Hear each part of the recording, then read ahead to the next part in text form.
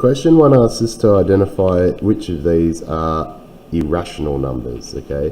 Now, we need to know what an irrational number is before we can do that. An irrational number is simply a number that can't be written as a simple fraction. So this one here, this is a simple fraction. This one here, that could be simplified to 9, which is also 9 over 1, a nice simple fraction.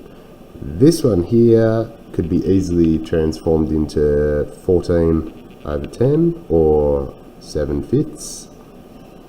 But these two here, these are our irrational numbers.